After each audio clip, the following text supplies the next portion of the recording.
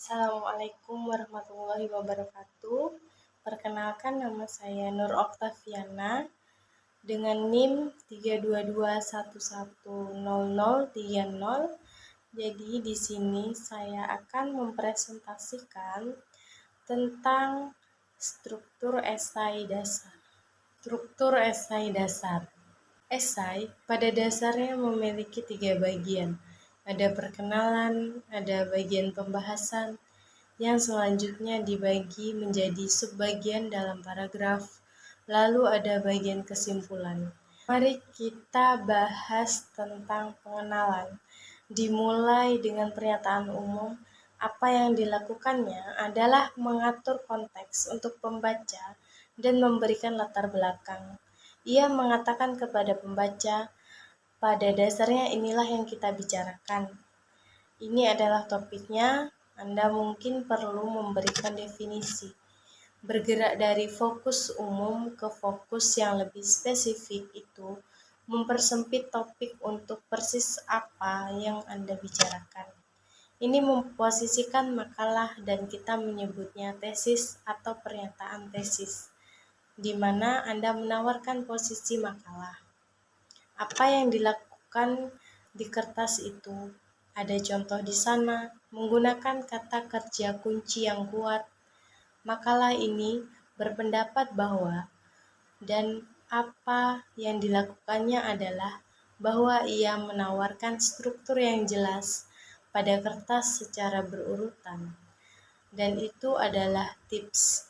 Jika Anda menetapkan urutan argumen dalam pernyataan tesis Anda, maka makalah ini akan melihat A, B, dan C. Maka A akan menjadi bagian pertama dari struktur, B yang kedua, C yang ketiga, lanjut beralih ke struktur pendukung. Sekarang ini dibagi menjadi beberapa bagian dan mendapat bagian-bagian ini dari menganalisis tugas. Pernyataan tesis membingkai bagian-bagian ini. Itu memberikan kita urutan bagian dan posisi kertas. Bagian-bagian tersebut dapat dibagi menjadi paragraf yang lebih kecil yang diikuti dalam urutan linear melalui kertas. Itu dikutip dan didukung. Semua yang kami lakukan akan didukung dengan contoh-contoh yang dikutip. Dan Anda perlu mengetahui sistem kutipan Anda, dan Anda akan mengetahui hal ini dengan pergi ke perpustakaan, menggunakan situs web perpustakaan. Jadi, prinsip relevansi ini sangat penting. Segala sesuatu di bagian pembahasan, segala sesuatu di seluruh kertas harus relevan dengan tugas. Jadi, tipsnya, gunakan bahasa dari tugas, dari pernyataan, gunakan istilah kunci di koran untuk menunjukkan bahwa Anda sedang mengerjakan tugas. Beralih ke paragraf. Pertanyaannya, berapa panjang harusnya sebuah paragraf? Tidak ada panjang yang ditetapkan. Paragraf adalah unit ide, satu ide utama, ide baru, paragraf baru, dan ide utama ditandai dengan kalimat topik. Ada beberapa contoh, penyebab utamanya, solusi utama. Biasanya ditemukan di awal paragraf. Sebagian besar halaman dibagi menjadi paragraf. Jadi beberapa tips, hindari paragraf yang terlalu pendek, 1 atau 2 kalimat, tidak memiliki elaborasi. Paragraf yang terlalu panjang, lebih dari setengah halaman, mungkin sulit untuk mengikuti pesan. Panjang paragraf akan bervariasi.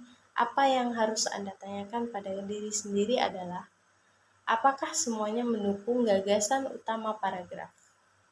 Mari kita lihat kesimpulannya. Perlu menyelesaikan beberapa hasil akhir yang logis pada kertas. Tidak ada materi baru yang diperkenalkan. Harus ada beberapa referensi untuk pertanyaan, untuk topik, untuk tesis yang Anda perkenalkan dalam pendahuluan. Anda meringkas secara singkat. Sekarang, jangan berhenti di situ. Ini adalah kesalahan klasik yang dibuat banyak penulis, di mana mereka berpikir kesimpulannya sama dengan ringkasan. Anda benar-benar perlu memberikan beberapa jenis kesimpulan, di mana pembaca mengambil pesan utama. Jadi, ada proses untuk menghasilkan karya ini. Tipsnya adalah bahwa Anda mulai dari pembahasan, Anda memecahnya menjadi beberapa bagian, membaca, membuat catatan, menulis, lalu kemudian dapat menghasilkan pengantar dan kesimpulan Anda. Masuk ke fase pengeditan di mana Anda memeriksa bahwa semua elemen yang telah dibicarakan saat ini dan berpikir tentang jumlah kata dan kemudian menyerahkan kertas itu. Jadi unsur-unsur gaya akademik itu formal jika Anda tahu bentuk yang lebih formal menggunakannya. Anda dapat menggunakan singkatan berulang selama Anda memasukkannya ke dalam tanda kurung setelah penggunaan pertama. Menulis esai umumnya objektif, umumnya tidak pada orang pertama, karena fokusnya adalah pada masalah ini. Namun, tulisan reflektif menggunakan orang pertama itu sedikit berbeda. Kita sering harus mengambil posisi, jadi mungkin perlu kritis atau interpretatif. Ada beberapa bahasa yang melakukannya. Beberapa contoh, ini kohesif. Jadi hal yang harus diperiksa sebelum mengirimkan. Ada daftar periksa di sana.